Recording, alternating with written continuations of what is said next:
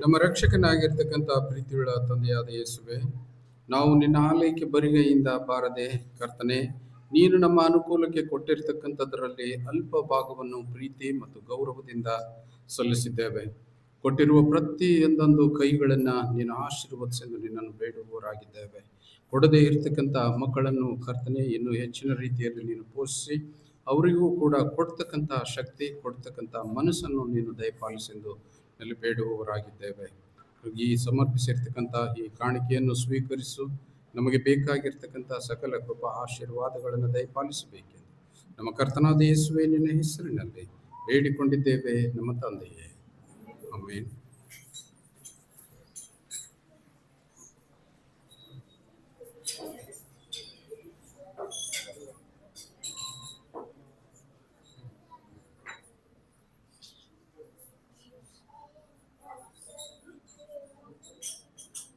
ಸಭೆಯವರಿಗೆ ತಿಳಿಸಬೇಕಾಗಿರ್ತಕ್ಕಂಥ ಪ್ರಕಟಣೆಗಳು.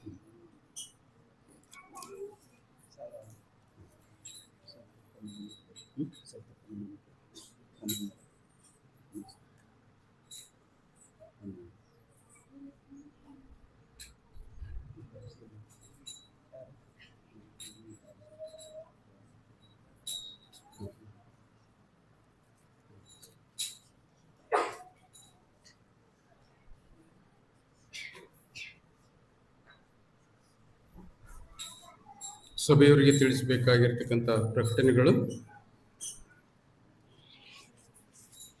ಮುಂದಿನ ಭಾನುವಾರ ಯಥಾ ಪ್ರಕಾರವಾಗಿ ಆರಾಧನೆಯು ಸರಿಯಾದ ಸಮಯಕ್ಕೆ ಜರುಗಿಸಲ್ಪಡುತ್ತದೆ. ವಾರದ ಮಧ್ಯದಲ್ಲಿನ ಪ್ರಾರ್ಥನಾ ಕೂಟಗಳು ಕೂಡ ಯಥಾವತ್ತಾಗಿ ನಡೆಯುತ್ತವೆ. ಮತ್ತೆ ನಿಮಗೆಲ್ಲರಿಗೆ ಕಾಣಿಕೆ ಡಬ್ಬಿ ಮುಟ್ಟಿದೆ ಅಂತೇಳಿ ನಾನು ನೆನೆಸ್ತೇನೆ. ಆ ಕಾಣಿಕೆ ಡಬ್ಬಿ ಇನ್ನೂ ಯಾರಿಗೆ ಮುಟ್ಟಿಲ್ಲ ಅಂತಂಥವ್ರು ಇದ್ದರೆ ತಾವು ಒಂದು ವೇಳೆ ನಮ್ಗೆ ಹೇಳಿದ್ದೆ ಆದರೆ ನಾವು ಅದನ್ನು ಒದಗಿಸಿಕೊಡಲಿಕ್ಕೆ ಪ್ರಯತ್ನ ಪಡ್ತೇವೆ. ನಾನು ತಿಳಿದ ಮಟ್ಟಿಗೆ ಸಾಧ್ಯವಾದಷ್ಟು ಜನರಿಗೆ ನಾನು ಕೊಟ್ಟಿದ್ದೇನೆ. ಇನ್ನು ಆ ಸಂದರ್ಭದಲ್ಲಿ ಇಲ್ಲದೇ ಇರತಕ್ಕಂಥವ್ರಿಗೆ ಅದು ಮುಟ್ಟಿರಲಿಕ್ಕಿಲ್ಲ. ಅಂಥವರು ಯಾರಾದರೂ ಬೇಕಾಗಿದೆಯಾದರೆ ಅದನ್ನು ಕೊಡಲಿಕ್ಕೆ ನಾನು ಪ್ರಯತ್ನ ಮಾಡ್ತೇನೆ. ಅಲ್ಲದೆ ದಯವಿಟ್ಟು ದೇವರ ಕಾಣಿಕೆಯನ್ನು ಪ್ರೀತಿ ಭಕ್ತಿಯಿಂದ ಅದನ್ನು ತುಂಬಿಸುವುದಕ್ಕೆ ನಾವೆಲ್ಲರೂ ಪ್ರಯತ್ನ ಪಡೋಣ. ಮರೆಯುವುದಕ್ಕೆ ಪ್ರಯತ್ನ ಬೇಡ. ಅದನ್ನಾದರೂ ಎಲ್ಲಾದರೂ ಹೋಗಿ ಯಾವುದೋ ಒಂದು ಮೂಲೆಯಲ್ಲಿ ಇಟ್ಟು ಅದನ್ನು ಧೂಳು ಜಾಡಿಸಿದಂತೆ ಇರೋದು ಬೇಡ. ಅದನ್ನು ಸದಾಕಾಲಕ್ಕೂ ನಿಮ್ಮ ಕಣ್ಣೆದುರಿಗೆ ಕಾಣ್ತಕ್ಕಂಥ ಜಾಗದಲ್ಲಿ ಇಟ್ಟು ಅದನ್ನು ಗೌರವಿಸಬೇಕಾಗಿ ನಾನು ಕೇಳಿಕೊಳ್ಳುತ್ತೇನೆ. ಮತ್ತು ನಾಳೆ ಸಾಯಂಕಾಲ ಪ್ರೇಯರ್ ಇರ್ತದೆ. ನಾಳಿನ ಪ್ರೇಯರು ಭಾಳ ಬೆಳಗಾನ ನಾವೆಲ್ಲರೂ ಪ್ರಾರ್ಥನೆಯಲ್ಲಿ ಕಳೆಯಬೇಕಾಗಿರ್ತದೆ. ಬೆಳಗನ ಭಜನೆ ಮತ್ತು ದೈವವಾಕ್ಯದೊಂದಿಗೆ ನಾವು ನಾಳಿನ ದಿವಸ ಎಲ್ಲರೂ ಪಾಲ್ಗೊಳ್ಳುವುದಕ್ಕೆ ತಮ್ಮೆಲ್ಲರನ್ನ ನಾನು ವಿನಂತಿಸುತ್ತೇನೆ. ಅದಾದ ನಂತರ ನಾಡದ ಮಂಗಳವಾರ ಮುಂಜಾನೆ ಎಲ್ಲರಿಗೆ ಅನ್ಯೋನ್ಯ ಭೋಜನವನ್ನು ನಾವು ಏರ್ಪಡಿಸಿದ್ದೇವೆ. ದೇವರ ಕೃಪೆಯ ಮೂಲಕ ಅನೇಕ ದಾನಿಗಳು ಅದಕ್ಕೆ ಸಹಾಯ ಮಾಡಿದ್ದೀರಿ. ಈ ಸಹಾಯ ಮಾಡಿದ್ದನ್ನು ನೋಡಿದರೆ ನಮಗನ್ನಿಸ್ತದೆ ತಮ್ಮಲ್ಲಿ ಇರ್ತಕ್ಕಂಥ ಉತ್ಸಾಹ ಭಾಳ ಅದ್ಭುತವಾದ ಉತ್ಸಾಹವಾಗಿದೆ. ನಿನ್ನೆ ಇಲ್ಲಿಗೆ 3 ದಿವಸದಿಂದ ಜನ ಕಾಣಿಕೆಯೋಪಾದಿಯಲ್ಲಿ ಹಣವನ್ನು ಮತ್ತು ರೇಷನನ್ನು ಕೊಡ್ತಾ ಬಂದಿದ್ದಾರೆ. ದೇವರು ಅವರನ್ನು ಹೆಚ್ಚಾಗಿ ಆಶೀರ್ವದಿಸಿದ್ದಾನೆ. ಅದೇ ಪ್ರಕಾರ ಇವತ್ತು ಕೂಡ ಅನೇಕರು ತಮ್ಮ ದೇಣಿಗೆಗಳನ್ನು ದೇವರ ಒಂದು ಕಾರ್ಯಕ್ರಮಕ್ಕೆ, ನಾಳಿನ ಮಂಗಳವಾರದ ಒಂದು ಕಾರ್ಯಕ್ರಮಕ್ಕೆ ಕೊಟ್ಟಿದ್ದಾರೆ ಅಂತೇಳಿ ನಾನು ಜ್ಞಾಪಕ ಮಾಡುತ್ತೇನೆ. ಈ ಸಂದರ್ಭದಲ್ಲಿ ನಮ್ಮ ಬೆಂಜಮಿನ್ ಶಾಂತಪ್ಪ ಕರೆಬ್ಬರ್ ಅವರು ಒಂದು 5,000 ರೂಪಾಯಿ ದೇವರಿಗೆ ಕೃತಜ್ಞತಾ ಕಾಣಿಕೆ ಕೊಟ್ಟಿದ್ದಾರೆ. ಅವರು ಇದು ನಾಳೆ ಆಗ್ತಕ್ಕಂಥ ಕಾರ್ಯಕ್ರಮಕ್ಕಲ್ಲ, ಇದು ಕೃತಜ್ಞತಾ ಕಾಣಿಕೆ ಅಂತೇಳಿ ಎಚ್ಚರದಿಂದ ಓದಿ ಅಂತೇಳಿ ಕೊಟ್ಟಿದ್ದಾರಲ್ಲದೆ ವಿಶೇಷವಾಗಿ ಪಾಸ್ಟ್ರಿಗೆ 100 ರೂಪಾಯಿ ಕೂಡ ಅವರು ಕಾಣಿಕೆಯನ್ನು ಕೊಟ್ಟಿದ್ದಾರೆ, ವಿಶೇಷವಾಗಿ ಪಾಸ್ಟ್ರಿಗೆ. ಮತ್ತು ಇನ್ನೂ ಅನೇಕರು, ಜಾನ್ ಗಾಡಿ ಅವರು ನಾಳಿನ ಒಂದು ಕಾರ್ಯಕ್ರಮಕ್ಕೆ 1,000 ರೂಪಾಯಿ ಗೌರವಯುತವಾಗಿ ಸಮರ್ಪಿಸಿದ್ದಾರೆ. ಮತ್ತು ಮಾಜಿ ಉಗ್ರಾಣಿ ವಿಜಯಕುಮಾರ್ ದಂಡಪ್ಪರ್ ಅವರು 500 ರೂಪಾಯಿ ನಾಳಿನ ಕಾರ್ಯಕ್ರಮಕ್ಕೆ ಕೃತಜ್ಞತಾಪೂರ್ವಕವಾಗಿ 500 ರೂಪಾಯಿ ಕೊಟ್ಟಿದ್ದಾರೆ. ನಮ್ಮ ಮಾಣಿಕ್ಯಮ್ಮ ನಡುವಿನ ಕೇರಿ ಅವರು 500 ರೂಪಾಯಿ ದೇವರಿಗೆ ಕಾಣಿಕೆ. ರತ್ನಪ್ಪ ನಾಟಕರ್ ಅವರು ಕೂಡ 500 ರೂಪಾಯಿ ನಾಳಿನ ಕಾರ್ಯಕ್ರಮಕ್ಕೆ ಕೊಟ್ಟಿದ್ದಾರೆ. ಭಾಸ್ಕರ್ ಬಡಿಗೇರ್ ಅವರು 1,000 ರೂಪಾಯಿ ನಾಳಿನ ಕಾರ್ಯಕ್ರಮಕ್ಕೆ ಕೊಟ್ಟಿದ್ದಾರೆ. ಮತ್ತು ಅಬ್ರಾಮಪ್ಪ ಅವರು 500 ರೂಪಾಯಿ ಕೊಟ್ಟಿದ್ದಾರೆ. ಸುಲೋಚನಮ್ಮ ನಾಟೇಕರ್ ಅವರು 500 ರೂಪಾಯಿ ದೇವರಿಗೆ ಕೃತಜ್ಞತಾ ಕಾಣಿಕೆ. ಮತ್ತು ಸುಮಿತ್ರಮ್ಮ ನಡುವಿನ ಕೇರಿ ಅವರು ಕೂಡ 500 ರೂಪಾಯಿ. ನಮ್ಮ ರಾಜಪ್ಪ ನಾಟಕರ್ ಭೀಮಣ್ಣ ಅವರು 1,000 ರೂಪಾಯಿ ಕೊಟ್ಟಿದ್ದಾರೆ. ಮತ್ತು ನಮ್ಮ ಮತ್ತಾಯಿ ತುಮಕೂರವರು 500 ರೂಪಾಯಿ ದೇವರಿಗೆ ಕೃತಜ್ಞತಾ ಕಾಣಿಕೆ ಅಲ್ಲದೆ. ಮತ್ತು ಸತ್ಯಪ್ಪ ನಡುವಿನ ಕೇರಿಯವರು 1,100 ರೂಪಾಯಿಗಳನ್ನು ದೇವರಿಗೆ ಕೃತಜ್ಞತಾ ಕಾಣಿಕೆಯಾಗಿ ಕೊಟ್ಟಿದ್ದಾರೆ.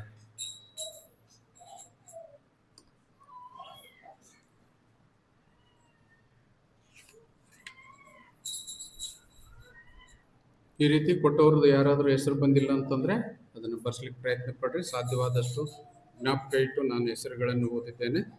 ಇನ್ನೂ ಕೊಡುವವರಿದ್ದರೆ ಅದನ್ನು ಸ್ವೀಕಾರ ಮಾಡ್ತೇವೆ. ಈ ಸಂದರ್ಭದಲ್ಲಿ ನಮ್ಮ ಸಂಡೇ ಸ್ಕೂಲ್ ಮಕ್ಕಳು ದೇವರ ವಾಕ್ಯವನ್ನು ಹೇಳ್ತಾ ಇದ್ದಾರೆ. ನಾವೆಲ್ಲರೂ ಗಮನವಿಟ್ಟು ಕೇಳಿಕೊಳ್ಳೋಣ.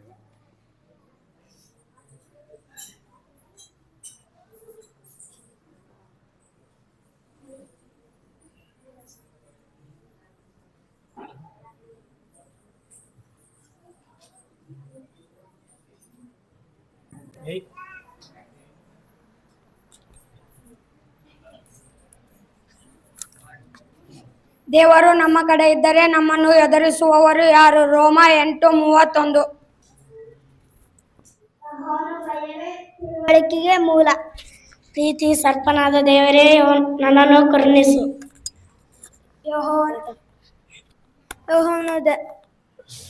ಯೋಹಾನ ಜನರೇ, ನಮ್ಮ ಗತಿ ಏನಾಗಬೇಕಿತ್ತು?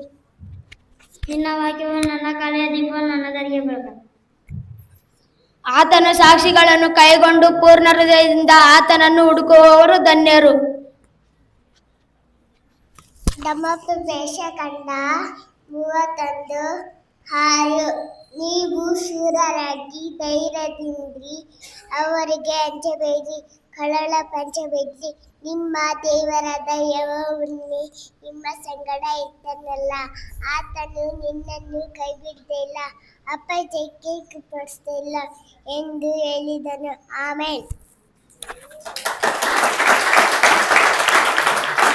ಆತನು ತನ್ನ ಪರಿಶುದ್ಧ ಮಂದಿರದಲ್ಲಿದ್ದಾನೆ, ಭೂಲೋಕವೆಲ್ಲ ಆತನ ಮುಂದೆ ಮೌನವಾಗಿರಲಿ. ಹಬಕ್ಕೂಕ 2:20.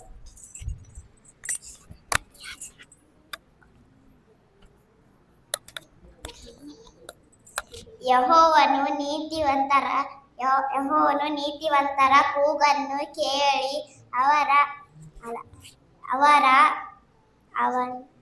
ಯೆಹೋವನು ನೀತಿವಂತರ ಕೂಗನ್ನು ಕೇಳಿ ಎಲ್ಲ ಕಷ್ಟಗಳಿಂದ ಬಿಡಿಸುತ್ತಾನೆ.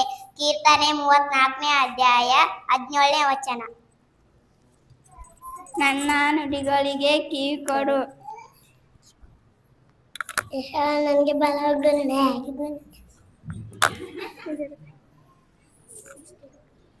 ಯೆಹೋವನು ನನ್ನ ಕುರುಬನು, ಕೊರತೆ ಪಡೆಯನು.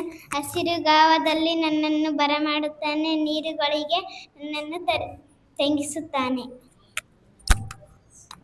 ದಿನವೆಲ್ಲ ನಿನ್ನ ಘನತೆಯನ್ನು ವರ್ಣಿಸುತ್ತಿರುವೆನು. ಯೆಹೋವನೇ ನನ್ನ ಪಾಲು ನೀನು. ದೇವರು ನಮ್ಮನ್ನು ಆಶೀರ್ವದಿಸು. ಆಮೇನ್. 7 ಪ್ರಕಾಶಿಸು, ನಿನಗೆ ಬೆಳಕು ಬಂತು. ಯೆಹೋವನನ್ನು ಕೊಂಡಾಡು, ನಿನ್ನ ಆಜ್ಞೆಗಳನ್ನು ನನಗೆ ಮರೆ ಮಾಡಬೇಡ.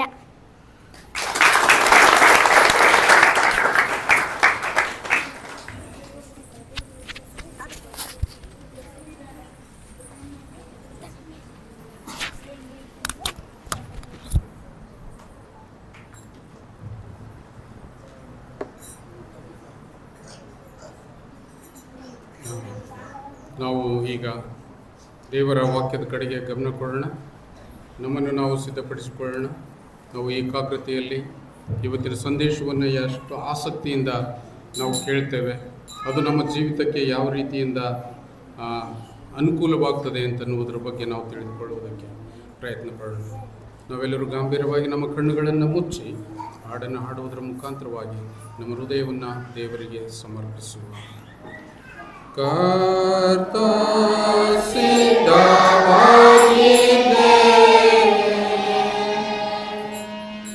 ನನ್ನ ಕೂಡ ಮಾತಾಡು,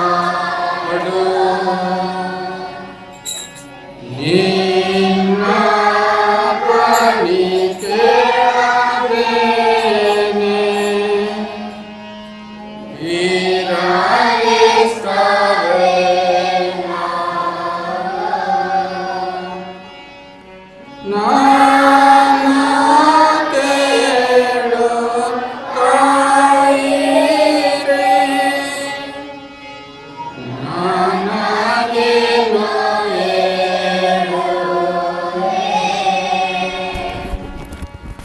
ನಮ್ಮ ತಂದೆಯೇ, ನಮ್ಮ ರಕ್ಷಕನೇ, ನಮ್ಮ ಮನಸ್ಸನ್ನು ಏಕಾಗ್ರತೆಯಲ್ಲಿ ಸ್ಥಿರಪಡಿಸು. ನಿನ್ನ ವಾಕ್ಯವು ನಮ್ಮ ಹೃದಯವೆಂಬ ಭೂಮಿಯಲ್ಲಿ ಬಿತ್ತಲ್ಪಡಬೇಕಾಗಿದೆ. ಅದು ನಮ್ಮ ಜೀವಿತಕ್ಕೆ ಅನುಕೂಲ ಮಾಡಬೇಕಾಗಿದೆ. ಆ ಒಂದು ನಿಟ್ಟಿನಲ್ಲಿ ಎಲ್ಲ ನಿನ್ನ ಮಕ್ಕಳನ್ನು ಆಶೀರ್ವದಿಸಿ ಪ್ರತಿಯೊಬ್ಬೊಬ್ಬರಿಗೆ ಆಸಕ್ತಿಯನ್ನು ದಯಪಾಲಿಸೆಂದು ನಮ್ಮ ಕರ್ತನಾದ ಯೇಸುವಿನ ಹೆಸರಿನಲ್ಲಿ ಬೇಡಿಕೊಂಡಿದ್ದೇವೆ ನಮ್ಮ ತಂದೆಯೇ, ಆಮೆನ್. ಓದಿರ್ತಕ್ಕಂಥ ವಾಕ್ಯ 1ನೇ ಸಮುವೇಲನ ಗ್ರಂಥದಲ್ಲಿ, ಅಲ್ಲಿ ಸೌಲನ ಇತಿಹಾಸ ತೋರಿಸ್ತದೆ. ಸೌಲನ ಇತಿಹಾಸದಲ್ಲಿ ಆತನು ಮಾಡಿರ್ತಕ್ಕಂಥ ಆತನ ಜೀವಿತದ ಕಾರ್ಯಗಳು ಯಾವ ರೀತಿಯಿಂದಿದ್ವು, ಆತನ ಜೀವಿತ ಇವತ್ತು ನಮಗೆ ಯಾವ ರೀತಿಯಿಂದ ಹೋಲಿಕೆಯಾಗ್ತದೆ ಅಂತನ್ನೋದ್ರ ಬಗ್ಗೆ ನಾವು ತಿಳಿದುಕೊಳ್ಳೋಣ. ಸೌಲನು ಮೊದಲು ಇಸ್ರಾಯೇಲ್ ದೇಶದ ರಾಜನಾಗಿದ್ದನು. ಇಸ್ರಾಯೇಲ್ ದೇಶದ ರಾಜನಾಗಿದ್ದು ಇಸ್ರಾಯೇಲ್ ಜನರನ್ನು ಆತನು ನಡೆಸ್ತಕ್ಕಂತಹ ಸಂದರ್ಭದಲ್ಲಿ ಆತನ ಜೀವಿತದಲ್ಲಿ ಸೈತಾನನು ಘೋರವಾದ ಕೃತ್ಯ ಆತನ ಜೀವಿತದಲ್ಲಿ ಮಾಡ್ತಾನೆ. ಆತನ ಜೀವಿತದಲ್ಲಿ ಮಾಡ್ತಕ್ಕಂತಹ ಸಂದರ್ಭದಲ್ಲಿ ಆ ಪ್ರಸಂಗಗಳನ್ನು, ಆ ಸನ್ನಿವೇಶಗಳನ್ನು ನಾವು ನಮ್ಮ ಜೀವಿತಕ್ಕೆ ಯಾವ ರೀತಿಯಿಂದ ಹೋಲಿಕೆ ಮಾಡಿಕೊಂಡು ಹೋಗಬೇಕಾಗಿದೆ ಅಂತೇಳಿ ನೋಡೋಣ. 24ನೇ ವಚನದಲ್ಲಿ, ಸೌಲನು ಸಮುವೇಲನಿಗೆ, ನಾನು ಯೆಹೋವನನ್ನು ಮತ್ತು ನಿನ್ನ ಆಜ್ಞೆಗಳನ್ನು ಮೀರಿ ಪಾಪ ಮಾಡಿದ್ದೇನೆ, ಜನರಿಗೆ ಹೆದರಿ ಅವರ ಮಾತನ್ನು ಕೇಳಿದ್ದೇನೆ. ಇಸ್ರಾಯೇಲ್ ರಾಜನಾಗಿದ್ದ. ಸೌಲನ ಹತ್ರ ಸಾಕಷ್ಟು ಶಕ್ತಿ ಇತ್ತು, ಸೌಲನ ಹತ್ರ ಸಾಕಷ್ಟು ಮಿಲಿಟರಿ ಇತ್ತು. ಸೌಲನಿಗೆ ಹೊಂದಿಕೊಂಡು ಯೆಹೋವ ದೇವರು ಆತನ ಜೀವಿತದಲ್ಲಿ ಆಧಾರವಾಗಿದ್ದನು. ಅಂತಹ ಸಂದರ್ಭದಲ್ಲಿ ಇಲ್ಲಿ ಕ್ಷಮಾಪಣೆ ಕೇಳ್ತಾನೆ. ಈ ರಾಜನನ್ನು ನೇಮಿಸಿರ್ತಕ್ಕಂಥವನು ಯಾರು ಅಂದರೆ ಸಮುವೇಲನ ಮುಖಾಂತರವಾಗಿ ಅಭಿಷೇಕವನ್ನು ಹೊಂದಿ ಆ ಇಸ್ರಾಯೇಲ್ ಜನರ ನಾಯಕತ್ವವನ್ನು ಆತ ವಹಿಸಿಕೊಂಡು ಯುದ್ಧಗಳನ್ನು ಮಾಡ್ತಕ್ಕಂತಹ ಸಂದರ್ಭದಲ್ಲಿ ಆತನು ಯುದ್ಧದಲ್ಲಿ ಜಯವೀರನಾಗ್ತಾನೆ. ಜಯವೀರನಾದರೂ ಕೂಡ ಆತನು ಏನು ಮಾಡ್ತಾನೆ ಅಂತಂದರೆ, ನಾನು ಒಂದು ತಪ್ಪು ಮಾಡಿದ್ದೇನೆ. ನಾವೆಲ್ಲರೂ ಕ್ರೈಸ್ತರಾಗಿದ್ದೇವೆ. ನಾವೆಲ್ಲರೂ ಬಹಳ ದಿವಸದಿಂದ ದೇವರನ್ನು ನಂಬಿದ್ದೇವೆ. ನಾವೆಲ್ಲರೂ ಬಹಳ ಸ್ಥಿರವಾಗಿ ಆತನಲ್ಲಿ ನಿಂತುಕೊಂಡಿದ್ದೇವೆ. ಆದರೆ ಸೈತಾನನು ನಮ್ಮನ್ನು ಹೆಜ್ಜೆ ಹೆಜ್ಜೆಗೂ ಸಮಯಕ್ಕೆ ಸರಿಯಾಗಿ ನಮ್ಮನ್ನು ಏನು ಮಾಡ್ತಾನೆ ಅಂತಂದರೆ ತಳ್ಳಿ ನೋಡ್ತಾನೆ. ತನ್ನಲ್ಲಿ ಬೀಳಿಸಿಕೊಳ್ಳುವುದಕ್ಕೆ ಪ್ರಯತ್ನ ಮಾಡ್ತಾನೆ ಇರ್ತಾನೆ. ಆದರೆ ಆ ಸೈತಾನ್ ಯಾರಿಗೂ ಬಿಡಲಿಲ್ಲ. ಈ ಲೋಕದಲ್ಲಿರುವಾಗ ಯೇಸು ಕ್ರಿಸ್ತನನ್ನು ಕೂಡ ಆತನು ಅಷ್ಟು ಕಠಿಣವಾಗಿ ಕಾಡಿದ. ಆದರೆ ನನಗೂ ಮತ್ತು ನಿನಗೂ ಅದೇ ಪ್ರಕಾರ ರಾಜರಿಗೂ ಸಹಿತ ಬಿಟ್ಟಿಲ್ಲ ಅಂತ ಹೇಳಿ ಇವತ್ತು ನಾನು ನಿಮ್ಮಲ್ಲಿ ಜ್ಞಾಪಕ ಮಾಡ್ತಾ ಇದ್ದೇನೆ. 23ನೇ ವಚನ ನೋಡೋಣ. ಅವಿಧೇಯತ್ವವು ಮಂತ್ರ ತಂತ್ರಗಳಷ್ಟೇ ಕಠೋರವಾಗಿದೆ. ಮುಂದೆ ಹಠವು ವಿಗ್ರಹಾರಾಧನೆಗೆ ಅದು ಸಮ ಆಗಿದೆ ಅಂತೇಳಿ ದೇವರು ಎಲ್ಲ ಸಹಿಸ್ತಾನೆ. ಆದರೆ ಮನುಷ್ಯನಲ್ಲಿ 2 ಗುಣಗಳು ಯಾವಾಗಲೂ ನಾವು ಸ್ಥಿರವಾಗಿ ಇಟ್ಕೊಂಡಿರ್ಬೇಕು, ನಾನು ಮತ್ತು ನೀವು ಪ್ರತಿಯೊಬ್ಬೊಬ್ಬರು. ಯಾವುದು ಅಂತಂದರೆ, ಆತನು ರಾಜನಾಗಿದ್ದ ಸೌಲನು ಅಲ್ಲಿ ಅವಿಧೇಯತ್ವ, ದೇವರು ಹೇಳಿರ್ತಕ್ಕಂಥ ಮಾತನ್ನ ಆತ ಕೇಳಲಿಲ್ಲ, ದೇವರು ಅದನ್ನು ಸಹಿಸಂಗಿಲ್ಲ. ಮತ್ತೆ ವಿಗ್ರಹಾರಾಧನೆಯನ್ನ ದೇವರು ಎಂದೂ ಸಹಿಸೋದಿಲ್ಲ. ಯಾಕಂದ್ರೆ ಆತನಿಗೆ ಬರ್ತಕ್ಕಂಥ ಮಹಿಮೆ, ಆತನಿಗೆ ಬರ್ತಕ್ಕಂಥ ಗೌರವ ಅದು ಆ ಒಂದು ಜೀವವಿಲ್ಲದ ವಸ್ತುವಿಗೆ ಹೋಗ್ತದಲ್ಲ. ನಮ್ಮ ದಡ್ಡತನವನ್ನು ಆತನು ಕಠೋರವಾಗಿ ಆತನು ಶಿಕ್ಷಿಸ್ತಾನೆ. ಆದರೆ ಇಲ್ಲಿ ಏನಾಗಿದೆ ಅಂತಂದ್ರೆ, ಸೌಲನು ತಾನು ಮಾಡಿರ್ತಕ್ಕಂಥ ತಪ್ಪು ಅಲ್ಲಿ ಏನು ಮಾಡ್ತಾನೆ ಅಂತಂದ್ರೆ, ಆತನು ತನ್ನ ರಾಜ್ಯಭಾರವನ್ನು ಕಳೆದುಕೊಳ್ತಾನೆ. ಯಾಕೆ ಕಳೆದುಕೊಳ್ತಾನೆ ಅಂತಂದ್ರೆ, ಆತನ ಜೊತೆಗಿರ್ತಕ್ಕಂಥ ಯೆಹೋವ ದೇವರು ಆತನ ಕೈಯನ್ನು ಬಿಟ್ಟು ಬಿಡ್ತಾನೆ.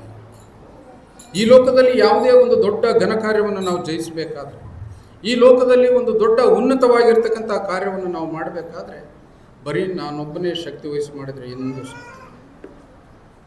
ಅದಕ್ಕೆ ಏನು ಬೇಕಾಗಿದೆ? ಅದಕ್ಕೆ ದೇವರ ಶಕ್ತಿ ಬೇಕಾಗಿದೆ. ದೇವರು ಅದನ್ನು ನಮ್ಮ ಕೆಲಸದ ಮೇಲೆ ಮನಸ್ಸು ಮಾಡಬೇಕಾಗಿದೆ. ಆತನ ಸ್ಫೂರ್ತಿ ನಮಗೆ ಬೇಕಾಗಿದೆ. ಮತ್ತು ನಾವೆಲ್ಲರೂ ಒಗ್ಗಟ್ಟಿನಿಂದ ಮಾಡಿದ್ದೀವಿ. ಆದರೆ ದೇವರು ಅದನ್ನು ಮೆಚ್ಚುತ್ತಾನೆ ಮತ್ತು ಅದನ್ನು ಜಯಶಾಲಿಗಳನ್ನಾಗಿ ಆತನು ಮಾಡ್ತಾನೆ. ಆದರೆ ಇಲ್ಲಿ ಇಷ್ಟರ ಪಟ್ಟಿಗೆ ಕೇಳ್ತಾನೆ ಏನಂತಂದರೆ, ದೇವರು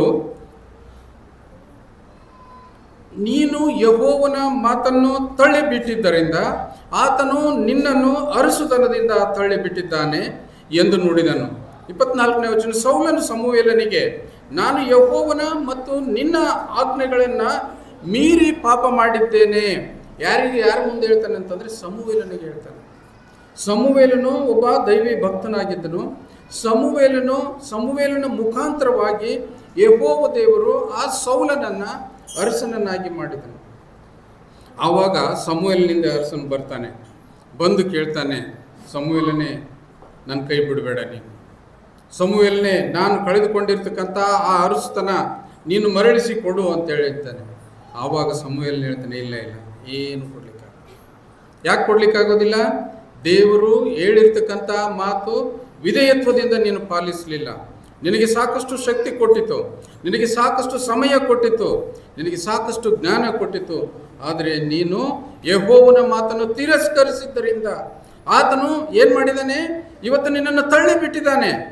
ತಳ್ಳಿಬಿಟ್ಟಾಗ ಮತ್ತೆ ಪುನಃ ನಿನ್ನನ್ನು ಸೇರಿಸಿಕೊಳ್ಳೋದು ಬೇಡ ಅಂತೇಳಿ ಹೇಳ್ತಾನೆ.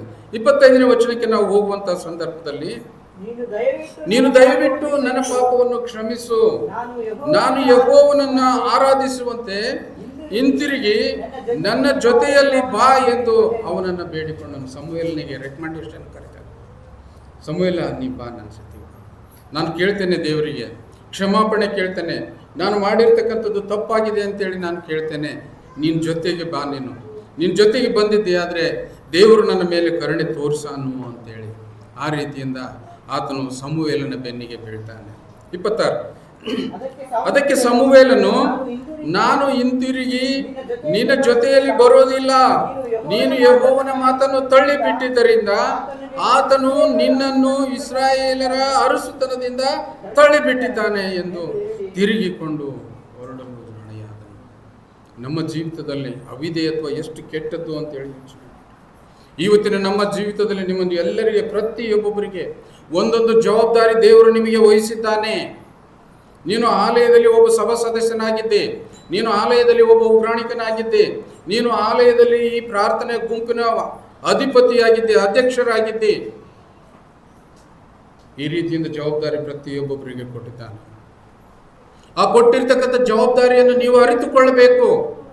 ಆತನು ಕೊಡಲಿಲ್ಲ, ನಮ್ಮನ್ನು ತಂದೆ ತಾಯಿಗಳು ಕೊಟ್ಟಿದ್ದಾರೆ, ತಂದೆ ತಾಯಿಗಳು ನಮ್ಮನ್ನು ಹೆತ್ತಿದ್ದಾರೆ, ತಂದೆ ತಾಯಿಗಳು ನಮ್ಮನ್ನ ಪಾಲನೆ ಮಾಡಿದ್ದಾರೆ, ಪೋಷಿಸಿದ್ದಾರೆ. ಅವರು ಕನಸಿಲ್ಲದೆ ನಿಮ್ಮನ್ನ ಎತ್ತರ, ನಿಮ್ಮ ಬಗ್ಗೆ ಯೋಚನೆ ಮಾಡಲಾರ್ದೆ ಅವರು ನಿಮಗೆ ಜನ್ಮ ಕೊಟ್ರ? ಸ್ವಲ್ಪ ತಿಳಿದುಕೊಂಡು ಯೋಚನೆ ಮಾಡ್ರಿ. ಅಲ್ಲಿ ಸೌಲನಿಗೆ ಇಸ್ರಾಯೇಲರ ರಾಜನನ್ನಾಗಿ ಅರಸನನ್ನಾಗಿ ಮಾಡಿದಿರ್ತಕ್ಕಂತಹ ಯೆಹೋವ ದೇವರ ಮಾತನ್ನ ತಿರಸ್ಕರಿಸಿದ ಕಾರಣ ಅವನನ್ನು ಯೆಹೋವನು ತಿರಸ್ಕರಿಸಿದ್ದಾನೆ, ತಳ್ಳಿ ಬಿಟ್ಟಿದ್ದಾನೆ. ದೇವರು ನಿನಗೂ ಕೂಡ ನಿನ್ನ ಜೀವಿತದಲ್ಲಿ ಆ ಸಮಯವನ್ನು ಕೊಟ್ಟಿದ್ದಾನೆ. ದೇವರು ನಿನಗೂ ಕೂಡ ಆ ಒಂದು ಜ್ಞಾನವನ್ನು ಕೊಟ್ಟಿದ್ದಾನೆ. ನಿನ್ನಲ್ಲಿ ಜ್ಞಾನವಿಲ್ವಾ? ಸೇವಕರ ಮುಖಾಂತರವಾಗಿ ಆ ಜ್ಞಾನ ನಿನಗೆ ಕೊಡ್ತಾ ಇದ್ದಾನೆ. ಆದರೆ ನಿನ್ನ ಜೀವಿತ ನೀನು ಮಾಡ್ತಕ್ಕಂಥದ್ದು ಏನು ಅಂತೇಳಿ ಇಷ್ಟಕ್ಕೂ ಅಲ್ಲಿ ಆ ಸೌಲನು ದೇವರು ತಳ್ಳಿ ಬಿಟ್ಟಿದ್ದಕ್ಕೆ ಅದು ಎಂಥ ತಪ್ಪು? ಬರೀ ತಪ್ಪು ಅಂತೇಳಿ ನಾವು ಅಷ್ಟೇ ಹೇಳಿದ್ವಿ, ಪಾಪ ಅಂತೇಳಿ ಅಷ್ಟೇ ಹೇಳಿದ್ವಿ. ಆದರೆ ಆತನು ಮಾಡಿರ್ತಕ್ಕಂಥ ಪಾಪ ಯಾವುದು ಅಂತೇಳಿ ನಮಗೆ ಗೊತ್ತಿಲ್ಲ. ಯಾವುದು ಮಾಡಿರ್ಬೇಕು ಆತನು ಪಾಪ? ಆ ರಾಜರ ಮಧ್ಯದಲ್ಲಿ ಯುದ್ಧವಾಯಿತು. ಅಮಲೇಕರು ಇಸ್ರಾಯೇಲರು ಅಂತಕ್ಕಂಥ ಆ ಜನರ ಮಧ್ಯೆ, ಆ ದೇಶಗಳ ನಡುವೆ ಯುದ್ಧ ಆಯಿತು. ಯುದ್ಧ ಆದಾಗ ನಾನು ನಿನಗೆ ಜಯವನ್ನು ಸಾಧಿಸಿಕೊಡ್ತೇನೆ, ನಾನು ನಿನಗೆ ಜಯವನ್ನು ತಂದು ಕೊಡ್ತೇನೆ. ಆ ಜಯವನ್ನು ನಾನು ನಿನಗೆ ಹೇಳುವ ಪ್ರತಿಯೊಂದೊಂದು ಮಾತನ್ನು ಗಮನಿಸಿ ತಿಳಿದುಕೊಂಡು ಅದೇ ರೀತಿಯಾಗಿ ಯುದ್ಧ ಮಾಡಂತ ಹೇಳಿದ. ನಾನು ಜಯ ಕೊಟ್ಟಾಗ ನಿನ್ನ ಎದುರಿಗಿರ್ತಕ್ಕಂತಹ ವೈರಿಗಳು, ಅಮಲೇಕರು ಅಂತಕ್ಕಂಥ ಜನಾಂಗ, ಅವರನ್ನು ಪೂರ್ತಿ ಸರ್ವನಾಶ ಮಾಡಬೇಕಂತ ಹೇಳಿ ಆ ಜನಾಂಗನೇನು ಸರ್ವನಾಶ ಮಾಡಿದ. ಆದರೆ ಆತನ ರಾಜನನ್ನು ಒಬ್ಬ ಆತನ ಏನು ಮಾಡಿದನಂತಂದರೆ ಜೀವಂತವಾಗಿ ಹಿಡ್ಕೊಂಡು ದೇವರ ಆಜ್ಞೆ ಏನಿತ್ತು, ಆ ಕೆಟ್ಟ ಜನರು, ದೇವರಿಗೆ ವಿರುದ್ಧವಾಗಿರ್ತಕ್ಕಂಥ ಜನರನ್ನು ನಾನು ಅವ್ರನ್ನ ಏನು ಮಾಡ್ತೇನೆ ಅಂತ ಸಂಹರಿಸಿ ಬಿಡ್ತೇನೆ, ಅವರನ್ನು ತೆಗೆದು ಹಾಕಿ ಬಿಡ್ತೇನೆ. ದೇವರು ಈ ಭೂಲೋಕದಲ್ಲಿ ಇರುವಾಗ ಕೂಡ ಈ ಭೂಲೋಕದಲ್ಲಿ ಅತಿ ಪಾಪಗಳಾದ ನಂತರ ಅಲ್ಲಿ ಆತನು ವಿಚಾರ ಮಾಡಿ ಏನು ಮಾಡಿದನು?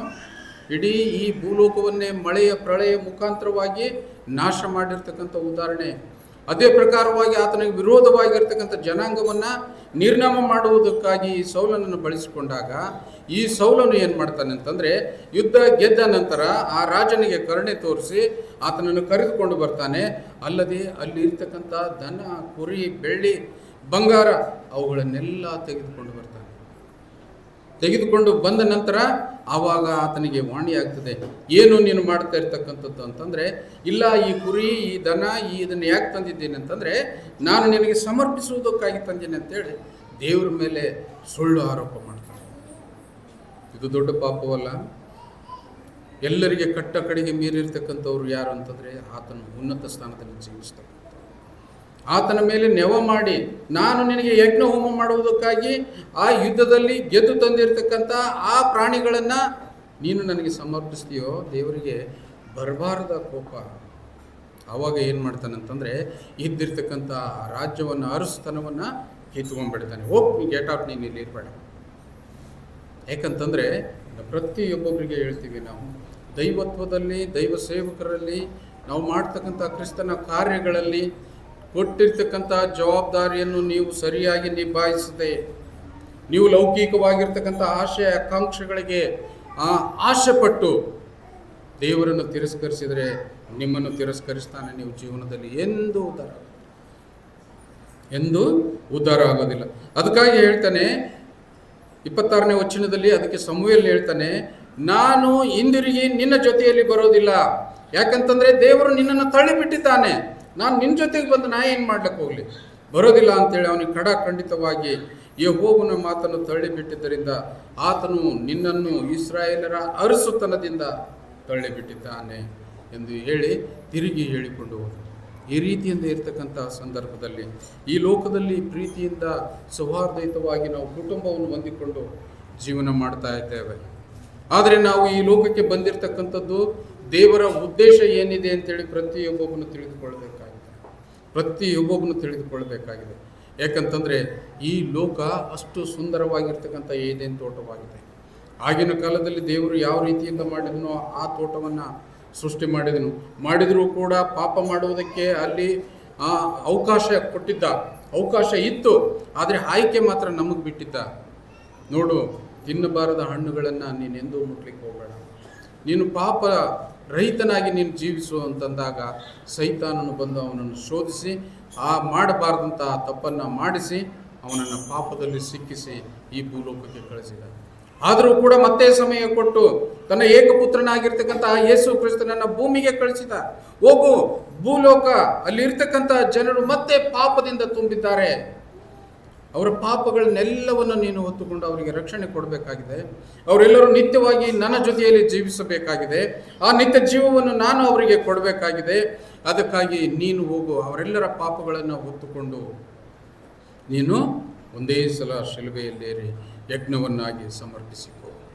ಮತ್ತೆ ಪುನಃ ದೇವರು ನಮ್ಮ ಬಗ್ಗೆ ಪ್ರೀತಿಯನ್ನು ತೋರಿಸಿ ಆ ಯೇಸು ಕ್ರಿಸ್ತನನ್ನು ಈ ಲೋಕಕ್ಕೆ ಕಳಿಸಿಕೊಟ್ಟನು. ಆ ಯೇಸು ಕ್ರಿಸ್ತನ ನೀತಿ ಬೋಧೆಗಳು ಇವತ್ತು ನಮಗೆ ಹೆಜ್ಜೆ ಹೆಜ್ಜೆಗೂ ಬಡಿದೆಬ್ಬಿಸ್ತೇವೆ. ಮಗನೇ, ನೀನು ತಪ್ಪು ದಾರಿಯಲ್ಲಿ ಹೋಗ್ತಾ ಇದ್ದೀಯಾ, ಮಗಳೇ ನೀನು ಮಾಡ್ತಕ್ಕಂಥ ಯೋಚನೆ ಸರಿಯಾಗಿಲ್ಲ ಅಂತೇಳಿ ಆತನು ಸತ್ಯವೇದದ ಮುಖಾಂತರವಾಗಿ ನಮಗೆ ಸ್ಪಷ್ಟವಾಗಿ ಹೇಳ್ತಾ ಇದ್ದಾನೆ. ಅಲ್ಲಿ ಏನಾಯ್ತಂತಂದರೆ, ಸೌಲನು ಅಮಲೇಕರನ್ನ ಸಂಪೂರ್ಣವಾಗಿ ನಾಶ ಮಾಡಬೇಕಂತ ದೇವರ ಆಜ್ಞೆ ಇತ್ತು. ಆತನು ಉಳಿಸಿ ಬಂದ. ಮತ್ತು ಅಮಲೇಕರು ಅರಸನಾದ ಆಗಾನನ್ನು ಜೀವಂತವಾಗಿ ಕರೆದುಕೊಂಡು ಬಂದ. ಮತ್ತು ಆತನಲ್ಲಿರ್ತಕ್ಕಂಥ ಒಳ್ಳೆಯ ಕುರಿ ದನಗಳನ್ನು, ಉತ್ತಮವಾದ ವಸ್ತುಗಳನ್ನು ಉಳಿಸಿಕೊಂಡು ಬಂದ. ನಂತರ ತನ್ನ ತಪ್ಪನ್ನು ಮರೆ ಮಾಡುವುದಕ್ಕಾಗಿ ಇವುಗಳನ್ನು ಯೆಹೋವನಿಗೆ ಬಲಿಯಾಗಿ ಅರ್ಪಿಸಲು ಉಳಿಸಿಕೊಂಡಿದ್ದೇನೆ ಅಂತೇಳಿ ಸುಳ್ಳಾಗಿ ಹೇಳಿದ. ಈ ರೀತಿಯಿಂದ ಮಾಡಿರ್ತಕ್ಕಂಥ ಆತನ ದೊಡ್ಡ ತಪ್ಪುಗಳನ್ನು ದೇವರು ಕ್ಷಮಿಸದೆ ಆತನನ್ನು ತಳ್ಳಿಬಿಟ್ಟನು ಅಂತೇಳಿ. ಹೌದು, ತಳ್ಳಿಬಿಟ್ಟ ನಂತರ ಇಲ್ಲಿ 1 ಸಮುವೇಲ 28ನೇ 17ನೇ ವಚನದಲ್ಲಿ ನೋಡೋಣ. 1 ಸಮುವೇಲ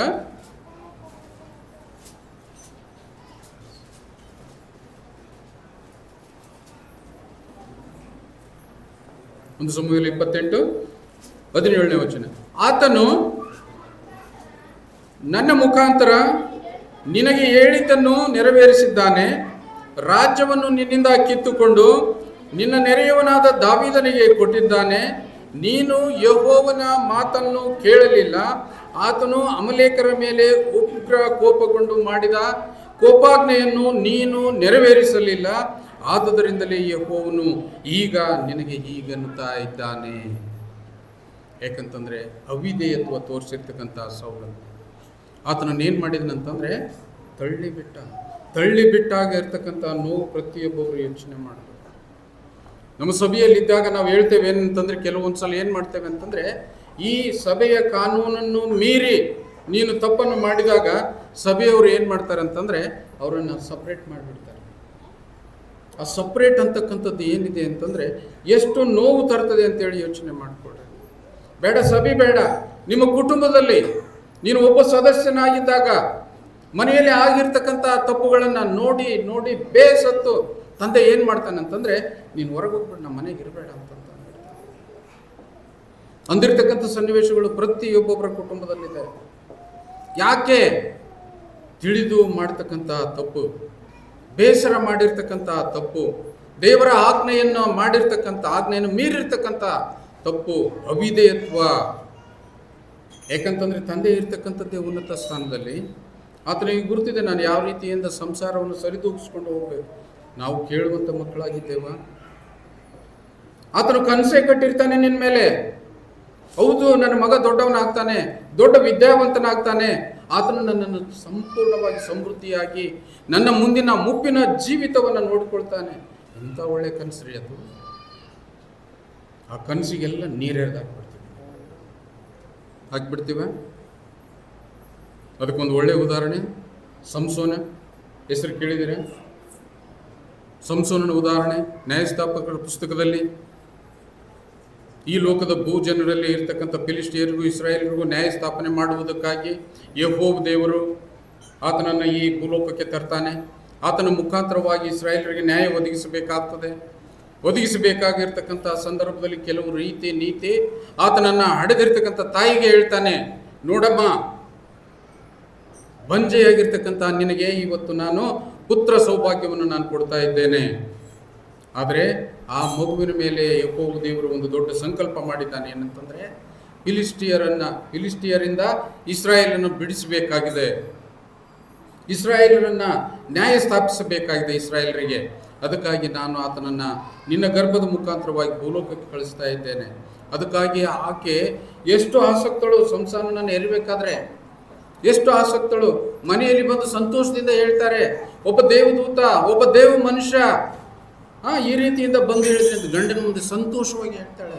ಹೇಳಿದಂಥ ಸಂದರ್ಭದಲ್ಲಿ ಅದು ಹೌದಾ, ಏನು ಹೇಳಿದ? ಹೌದು, ಆತನು ನಮಗೆ ಆ ಮಗುವನ್ನು ಕೊಡುವಂತಹ ಸಂದರ್ಭದಲ್ಲಿ ನೀನು ಮದ್ಯವನ್ನಾಗಲಿ ದ್ರಾಕ್ಷರಸವನ್ನಾಗಲಿ ಸೇವಿಸಬೇಡ, ನೀನು ಸಮೃದ್ಧವಾಗಿರಬೇಕಾಗಿದೆ, ನೀನು ಆತನನ್ನು ಒಟ್ಟುಕೊಂಡಿರ್ತಕ್ಕಂಥ ಗರ್ಭ ನೀನು ಕೂಡ ಪವಿತ್ರವಾಗಿರಬೇಕಾಗಿದೆ. ಅದಾದ ನಂತರ ಅವನಿಗೆ ಯಾವುದೇ ಚಟಗಳು ಬರದಂತೆ ಆತನನ್ನು ಬೆಳೆಸಬೇಕು. ಆತನಿಗೆ ಕ್ಷೌರವನ್ನು, ಆತನ ಕೂದಲುಗಳನ್ನು ಸ್ವಲ್ಪ ಆದರೂ ಕಟ್ ಮಾಡದೆ ಆತನನ್ನು ಬೆಳೆಸಬೇಕು. ಯಾಕಂತಂದರೆ ಆತನು ಇಸ್ರಾಯೇಲರನ್ನು ಬಿಡಿಸುವುದಕ್ಕೆ ಆತನು ಈ ಲೋಕಕ್ಕೆ ಬರ್ತಾ ಇದ್ದಾನೆ. ಆತನು ಬೆಳೆಸ್ತಾರೆ, ಯೌವನಸ್ಥನರಾಗಿ ಮಾಡ್ತಾರೆ. ಆತನು ದೇವರ ಅಭಿಷೇಕವನ್ನು ಹೊಂದಿರತಕ್ಕಂಥವನು. ಅಭಿಷೇಕ ಹೊಂದಿದಂತಹ ಸಂದರ್ಭದಲ್ಲಿ ಆತನು ಏನು ಮಾಡ್ತಾನೆ ಅಂತಂದರೆ, ತನಗೆ ತಾನೇ ಗೊತ್ತಿಲ್ಲದಂತೆ ಆತನ ಹತ್ರ ಒಂದು ಅದ್ಭುತವಾಗಿರ್ತಕ್ಕಂಥ ಶಕ್ತಿ. ಫಿಲಿಸ್ಟಿಯರು ಯುದ್ಧಕ್ಕೆ ಬರ್ತಾರೆ. ಯುದ್ಧಕ್ಕೆ ಬಂದಾಗ ದೊಡ್ಡ ದಂಡನ್ನೇ ಬರೀ ಕತ್ತೆಯ ದವಡಿಯ ಎಲುಬಿನಿಂದ ಆತನನ್ನು ಅವರೆಲ್ಲರನ್ನು ಸದೆಬಡಿಸ್ಬಿಡ್ತಾನೆ. ಅದ್ಭುತವಾಗಿರ್ತಕ್ಕಂಥ ಶಕ್ತಿ. ಯಾಕಂತಂದರೆ ದೇವರು ತನ್ನ ಸೇವಕರ ಮುಖಾಂತರವಾಗಿ ಮಾಡ್ತಕ್ಕಂಥ ಈ ದೊಡ್ಡ ಶಕ್ತಿ ಅಲ್ಲಿ ಆತನಿಗೆ ಬಂದದ್ದೇ ಗೊತ್ತಿಲ್ಲ. ಹೌದು, ಅನೇಕ ಸಲ ಫಿಲಿಸ್ಟಿಯರು ಎದುರಾದಾಗ ಅವರನ್ನು ಇಷ್ಟು ಕಠೋರವಾಗಿ ಶಿಕ್ಷಿಸ್ತಾನೆ. ಅವನನ್ನು ಸೋಲಿಸ್ತಕ್ಕಂಥದ್ದು ಆ ಫಿಲಿಸ್ಟಿಯರು ಯಾರಿಗೂ ಆಗೋದಿಲ್ಲ. ಆ ನ್ಯಾಯಸ್ಥಾಕರ ಪುಸ್ತಕ ನೀವು ಸರಿಯಾಗಿ ಓದಿದರೆ ಎಷ್ಟು ಅದ್ಭುತ ಪೌರುಷ ತುಂಬತಕ್ಕಂಥ ಆ ಸನ್ನಿವೇಶಗಳು ಅದರಲ್ಲಿ ವರ್ಣನೆ ಮಾಡಿದ್ದಾನೆ. ಅದನ್ನು ನಾವು ಗಮನಿಸಬೇಕು. ಇಲ್ಲಿ ಏನಾಗ್ತದೆ ಅಂತಂದರೆ 1 ಸಮುವೇಲ 16:1 ಒಂದು ವಾಕ್ಯ ಮತ್ತೆ ಜ್ಞಾಪಕ ಮಾಡ್ತಾರೆ. 1 ಸಮುವೇಲ 16:1 ವಚನದಲ್ಲಿ, ಯೆಹೋವನು ಸಮುವೇಲನಿಗೆ, ನಾನು ಸೌಲನನ್ನು ಇಸ್ರಾಯೇಲರ ಅರಸನಾಗಿರುವುದಕ್ಕೆ ಅಯೋಗ್ಯನೆಂದು ತಳ್ಳಿಬಿಟ್ಟೆನಲ್ಲ. ಮುಂದೆ, ನೀನು ಅವನಿಗೋಸ್ಕರ ಇಷ್ಟರವರೆಗೂ ದುಃಖಿಸ್ತಾ ಇದ್ದಿ. ಯಾರು ದುಃಖಿಸ್ತಿದ್ದೆ ಅಂದರೆ ಸಮುವೇಲ ದುಃಖಿಸ್ತಾ ಇದ್ದ. ಆದರೆ ದೇವರ ಉದ್ದೇಶ ಅಲ್ಲಿ ಏನಿದೆ? ನೀನು ಯೋಗ್ಯನಲ್ಲ, ನೀನು ಅವಿಧೇಯತ್ವ ತೋರಿಸಿದ್ದಿ, ನಾನು ಹೇಳಿದ ಕೆಲಸ ನೀನು ಮಾಡಲಿಲ್ಲ, ನಾನು ಕೊಟ್ಟಿರ್ತಕ್ಕಂಥ ಜಯ ಅದು ಸಫಲವಾಗಲಿಲ್ಲ, ಅದಕ್ಕಾಗಿ ನಾನು ತಳ್ಳಿಬಿಟ್ಟಿದ್ದೇನೆ, ಬಿಟ್ಟುಬಿಡು ಅಂತಂದಾಗ ಸಮುವೇಲ ನೀನು ಚಿಂತೆ ಮಾಡ್ತೇನೆ, ಬಿಟ್ಟುಬಿಡು ಅವನ್ನ, ನಾನು ತಳ್ಳಿದ್ದೇನೆ ಅಂತಂದರೆ ನೀನ್ಯಾಕೆ ಇಟ್ಕೊಂಡಿದ್ದಿ, ತಳ್ಳಿಬಿಡು ಅವನ್ನ. ತಳ್ಳಿಬಿಟ್ಟ ನಂತರ ಅವನು ಚಿಕ್ಕವನಿರುವಾಗ, ಇದು 1 ಸಮುವೇಲ 9:2, 1 ಸಮುವೇಲ 9:2, ಇವನಿಗೆ ಸೌಲನೆಂಬ ಹೆಸರುಳ್ಳ ಒಬ್ಬ ಮಗನಿದ್ದನು. ಆ ಸೌಲನು ಉತ್ತಮನು, ಎಲ್ಲ ಇಸ್ರಾಯೇಲರಲ್ಲಿ ಅತಿ ಸುಂದರನೂ ಆಗಿದ್ದನು. ಜನರ ಗುಂಪಿನಲ್ಲಿ ಅವನ ಹೆಗಲು ತಲೆಯು ಕಾಣುವಷ್ಟು ಉನ್ನತನಾಗಿದ್ದನು. ಸೌಲನು ಚಿಕ್ಕವನಿರುವಾಗ ಹೆಂಗಿದ್ದ? ಅವನ ಸೌಂದರ್ಯ, ಅವನ ವ್ಯಕ್ತಿತ್ವ ವರ್ಣನೆ ಕೊಡ್ತದೆ. ಬಹಳ ಸುಂದರವಾಗಿದ್ದನು. ಬರೀ ಸುಂದರ ಇರಲಿಲ್ಲ, ಅವನು ಬಹಳ ಸುಂದರವಾಗಿದ್ದನು. ದೇವರನ್ನ ಮೆಚ್ಚಿಸುವಂಥ ಪ್ರೀತಿ ಆತನ ಹತ್ರ ಇತ್ತು. ಆದರೆ ಯೌವನಕ್ಕೆ ಬಂದಾಗ, ಆತನ ಶಕ್ತಿಯುತನಾದಾಗ, ಆತನ ಅಭಿಷಕ್ತನಾದಾಗ, ದೇವರಿಂದ ಆರಿಸಲ್ಪಟ್ಟಾಗ, ನಾವು ಯಾರಿಂದ ಆರಿಸಲ್ಪಟ್ಟಿದ್ದೇವೋ ಅವ್ರ ಮಾತನ್ನೇ ನಾವು ಮೀರಿ ಬಿಡ್ತೀವಲ್ಲ ಇವತ್ತು. ಅದು ಇಲ್ಲಿ ಬಂದಿರತಕ್ಕಂಥದ್ದು. ಚಿಕ್ಕವನಿರುವಾಗ ಅಷ್ಟು ಸುಂದರನಾಗಿದ್ದ, ಯೌವನಸ್ಥನಾದ ಮೇಲೆ ದೇವರ ಮಾತನ್ನು, ದೇವರಿಗೆ ಅವಿಧೇಯತ್ವವನ್ನು ತೋರಿಸ್ತಕ್ಕಂಥ ರೀತಿಯಲ್ಲಿ ಆತನ ಮುಂದುವರೆದ. ಅದಕ್ಕಾಗಿ ದೇವರು ಅವನನ್ನು ತಳ್ಳಿಬಿಟ್ಟ. ಇವತ್ತು ನಾವು ಎಷ್ಟು ಖುಷಿ ಪಡ್ತೀವಲ್ಲ ಮಕ್ಕಳನ್ನ ಪಡೆದಿರ್ತಕ್ಕಂಥ ಪ್ರತಿಯೊಂದೊಂದು ಕುಟುಂಬದವರು. ಹೌದು, ನನ್ನ ಮಗ ಎಷ್ಟು ಚಿಕ್ಕವನಾಗಿದ್ದಾನೆ, ಎಷ್ಟು ಮುದ್ದಾಗಿದ್ದಾನೆ, ಅವನು ಏನು ಮಾಡಿದರೂ ಚೆಂದ ಕಾಣಿಸ್ತದೆ. ಯೌವನಕ್ಕೆ ಬಂದಾಗ ಅವನಿಗೆ ಸ್ವಂತ ಶಕ್ತಿ ಬೇಕಾಗ್ತದೆ. ತಂದೆಯ ಕಿರುಬೆರಳು ಅವನಿಗೆ ಬೇಡವಾಗ್ತದೆ. ತಾಯಿಯ ಮಡಿಲು ಅವತ್ತು ದೂರವಾಗ್ತದೆ. ಆದ ನಂತರ ಆವಾಗ ಏನು ಮಾಡ್ತಾನೆ? ಸ್ವಂತವಾಗಿ ಯೋಚನೆ ಮಾಡ್ತಾನೆ. ಆವಾಗ ತಿರಸ್ಕಾರ ಬರ್ತದೆ. ಏನಪ್ಪ ನೀನು ಬರೀ ಅದನ್ನೇ ಹೇಳ್ಕೊತ ಬಂದಿರ್ತಿದ್ದೆ, ಹೇಳ್ತಿದ್ದೀನಿ, ಅದು ನಿಮ್ಮ ಕಾಲದಾಗಿತ್ತು ಬಿಡು, ಈಗಿಲ್ಲ.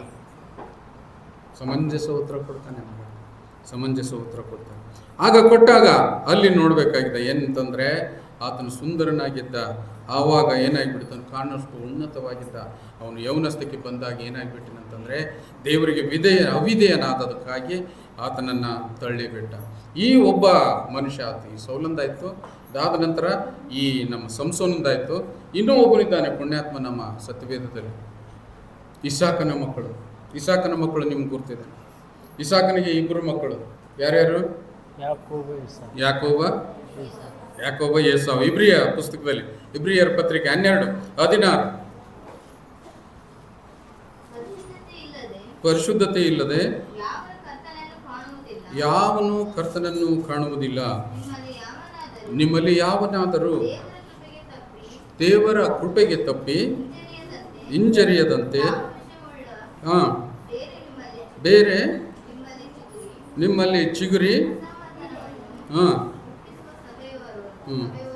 16ನೇ ವಚನ ಓದಮ್ಮ ಡೈರೆಕ್ಟ್.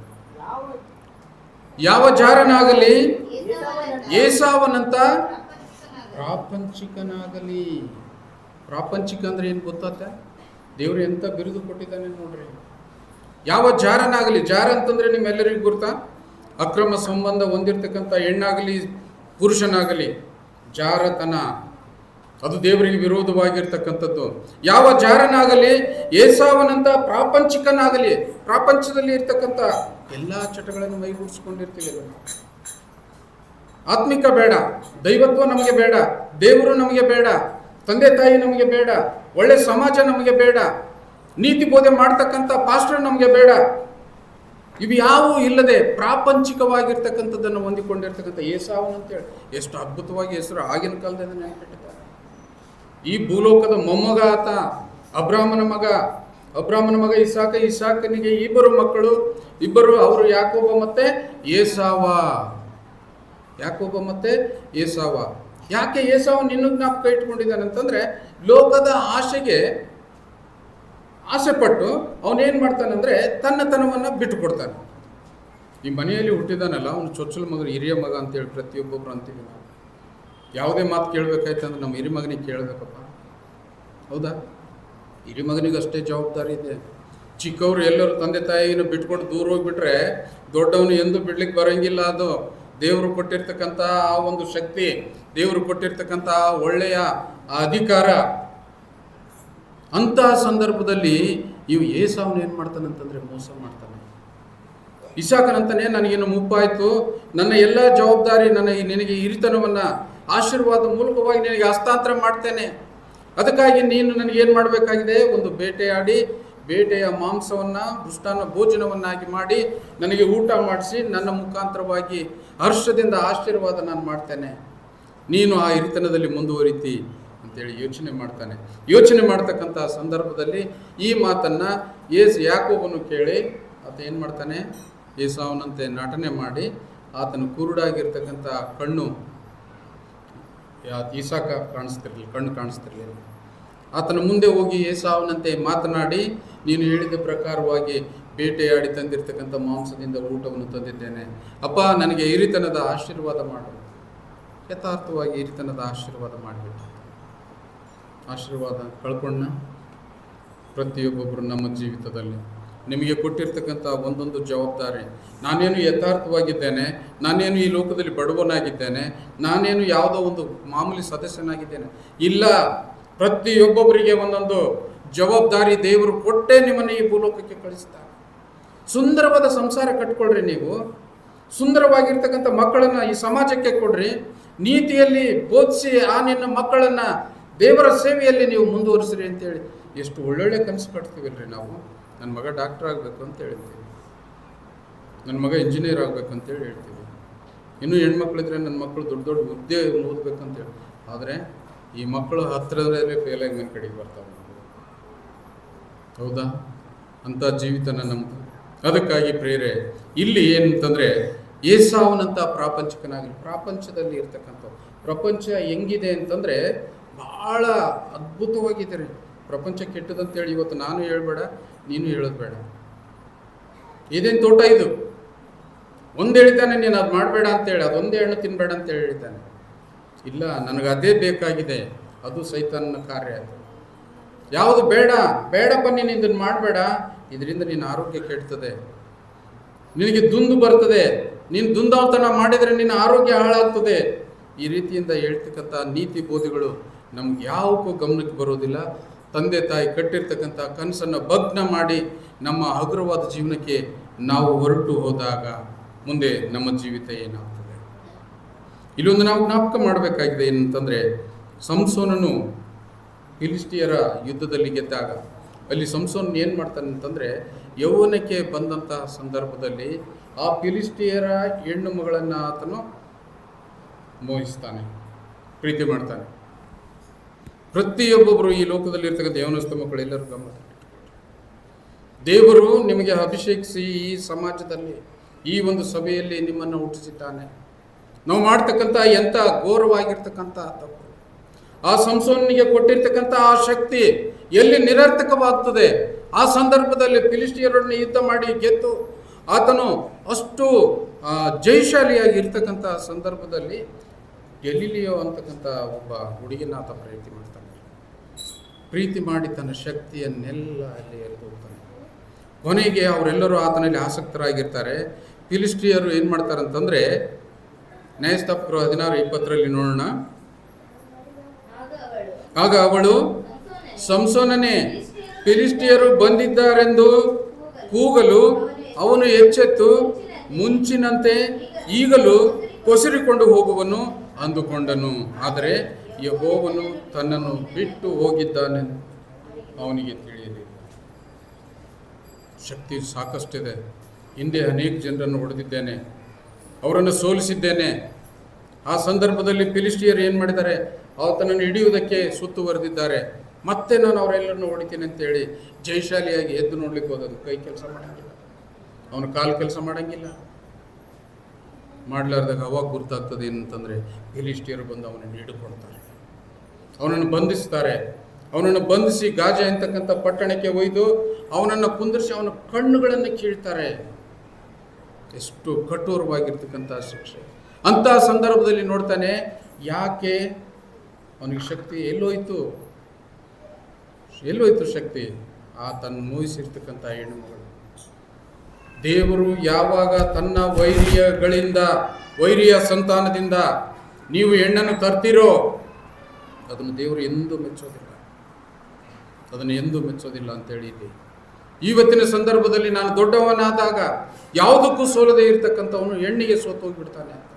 ಇಲ್ಲ, ನನಗೆ ಅಕ್ಕಿನ್ನೇ ಬೇಕು, ಆ ಫಿಲಿಸ್ಟಿಯರ ಹೆಂಗಸೇನೆ ಬೇಕು ನನಗೆ, ಆ ರೀತಿಯಿಂದ ಹಠ ಹಿಡಿದ ನಂತರ ಅಲ್ಲಿ ಏನಾಗ್ತದೆ ಅಂತಂದರೆ, ಆ ಹಠ ಅವರ ಮನೆಗೆ ಎಲ್ಲ ಶಕ್ತಿ ಸೂರ್ಯ ಆಗಿರುತ್ತೆ. ಆವಾಗ ಯೇಸು ದೇವರು ನಿನ್ನನ್ನು ಬಿಟ್ಟು ಹೋಗಿದ್ದಾನೆ ಅಂತೇಳಿ ಅವಾಗ ಗೊತ್ತಾಗ್ತದೆ. ತನಗೆ ಯಾವುದು ಶಕ್ತಿ ಬಾರದೇ ಇದ್ದಾಗ, ಈಗ ನಾವು ಯೋಚನೆ ಮಾಡ್ಬೇಕೇನಂತಂದರೆ, ಈ ಸೈತಾನ್ ಒಳಗೆ ಬರ್ತಕ್ಕಂಥ ಸಂದರ್ಭದಲ್ಲಿ ಗೊತ್ತಾಗಲ್ಲ. ಹೌದಲ್ಲ? ದೇವರುಡದವ್ರನ್ನ ನೋಡಿವಿ, ನಾವು ಅನೇಕ ಜನರನ್ನು ನೋಡಿದ್ದೀವಿ. ಅದು ನಾಟಕ ಇದೆ ಏನೋ ಗೊತ್ತಿಲ್ಲ, ಆದರೆ ಸತ್ಯವೇದದಲ್ಲಿ ಕೂಡ ಇದೆ. ಸತ್ಯವೇದದಲ್ಲಿ ಮಾರ್ಕ 9:26 ನೋಡೋಣ.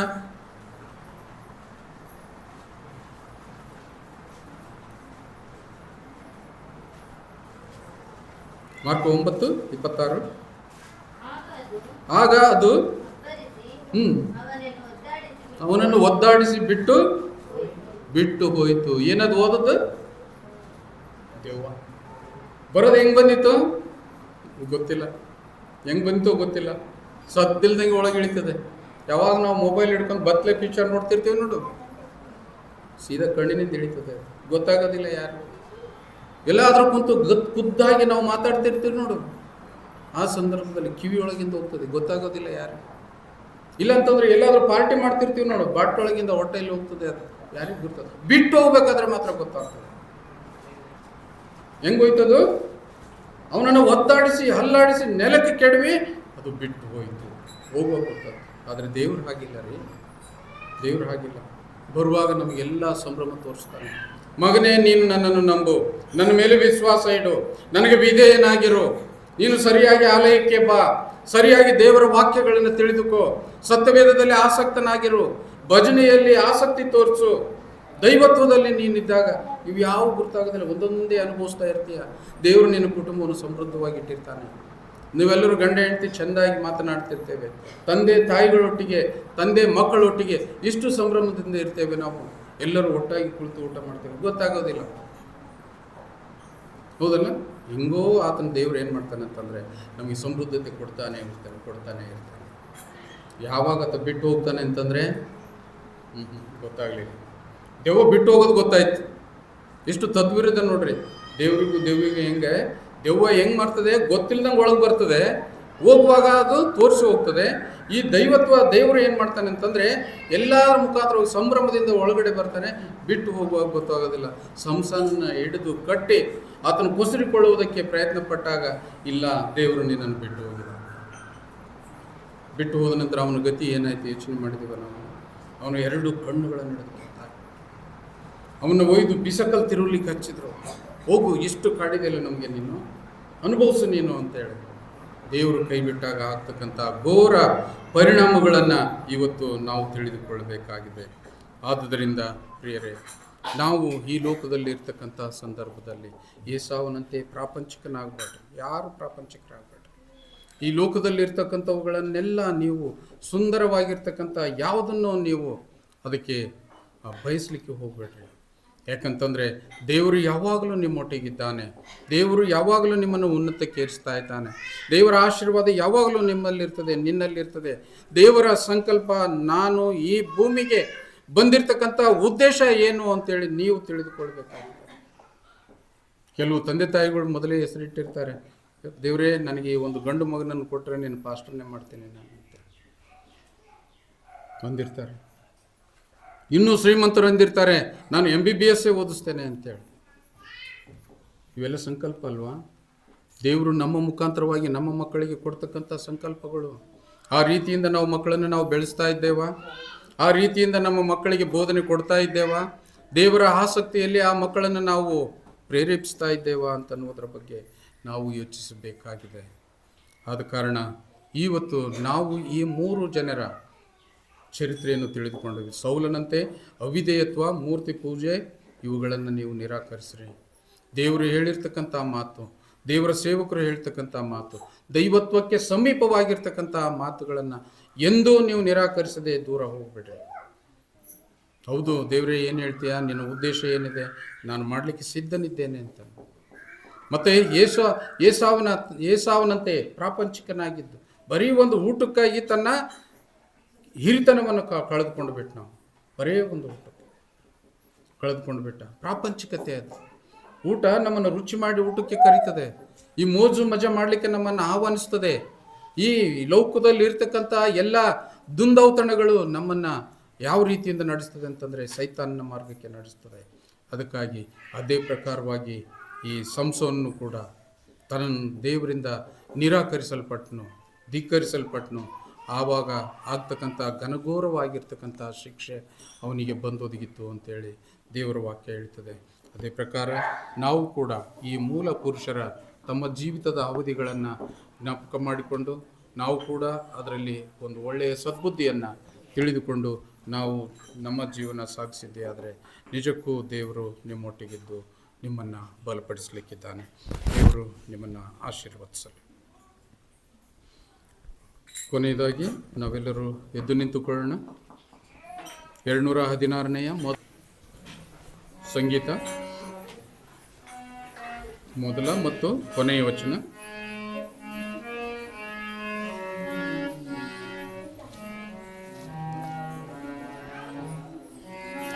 ನಾನು ನಿನ್ನ ಪ್ರಿಯ ನಿನ್ನ ವಾಕ್ಯ ಕೇಳಿ ಇನ್ನು ಕೇವಲ ನಿನ್ನ ನ್ಯೂನ್ಯಕ್ಕೆ ಸೇರುವುದೇ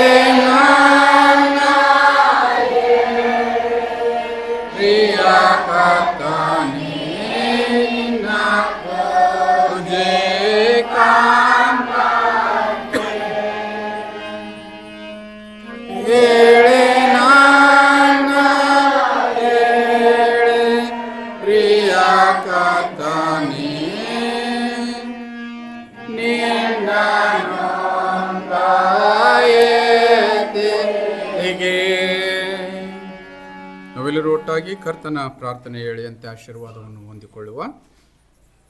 ಪರಲೋಕದಲ್ಲಿರುವ ನಮ್ಮ ತಂದೆಯೇ, ನಿನ್ನ ನಾಮವು ಪರಿಶುದ್ಧವೆಂದು ಎಣಿಸಲ್ಪಡಲಿ. ನಿನ್ನ ರಾಜ್ಯವು ಬರಲಿ. ನಿನ್ನ ಚಿತ್ತವು ಪರಲೋಕದಲ್ಲಿ ನೆರವೇರುವ ಪ್ರಕಾರ ಭೂಲೋಕದಲ್ಲಿ ನೆರವೇರಲಿ. ನಮ್ಮ ಅನುದಿನದ ಆಹಾರವನ್ನು ದಯಪಾಲಿಸಿಕೊಡು. ನಮಗೆ ತಪ್ಪು ಮಾಡಿದರನ್ನು ನಾವು ಕ್ಷಮಿಸುವಂತೆ ನಮ್ಮ ತಪ್ಪುಗಳನ್ನು ಕ್ಷಮಿಸು. ನಮ್ಮನ್ನು ಶೋಧನೆಯಲ್ಲಿ ಸೇರಿಸದೆ ಕೇಡಿನಿಂದ ತಪ್ಪಿಸು. ಯಾಕಂದರೆ ರಾಜ್ಯವು, ಬಲವು, ಮಹಿಮೆಯು ಸದಾಕಾಲ ನಿನ್ನವೇ ಸ್ವಾಮಿ. ಆಮೇನ್. ಈಗಲೂ ನಮ್ಮ ಕರ್ತನಾದ ಯೇಸು ಕ್ರಿಸ್ತನ ಕೃಪೆ, ತಂದೆ ದೇವರ ಪ್ರೀತಿ, ಪರಿಶುದ್ಧಾತ್ಮನ ನಿನ್ನ ಸಹಾಯ, ಐಕ್ಯತೆ, ಅನ್ಯೋನ್ಯತೆ, ಚಿರಶಾಂತಿ, ನೆಮ್ಮದಿ ಕೂಡಿ ಬಂದಿರತಕ್ಕಂಥ ಎಲ್ಲ ನಿನ್ನ ಸಭಿಕರ ಮೇಲೆ ನಿತ್ಯ ನಿರಂತರ ನೆಲೆಯಾಗಿರಲಿ ತಂದೆಯೇ. ಆಮೇನ್.